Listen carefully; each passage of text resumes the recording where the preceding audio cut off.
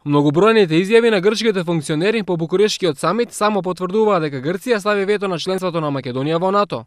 Вака експертите од македонскиот тим во Хаг го започнаа вториот ден од расправата во меѓународниот суд.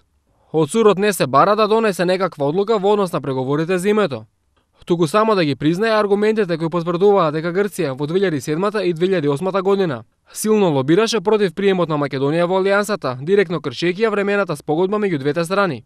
Според американскиот професор Шон Марфи, судот со својата одлука ќе мора јасно да дефинира какво ќе биде однесувањето на Грција понатаму во однос на почитувањето на одредбите од оваа времена спогодба. Во 95 година тие се согласиле дека во меѓувреме нема да дозволат тоа нерешено прашање да ги спречува дипломатските односи и соработката во одредени клучни области. Една од тие клучни области се однесува на можноста на подносителот да станува член на меѓународни организации.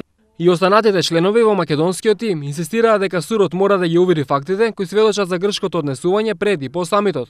Членот 11 од времената спогодба јасно ги одредува односите меѓу двете страни, како и тоа дека спорот за името со оваа спогодба е ставен настрана од македонските аспирации за членство во меѓународните организации.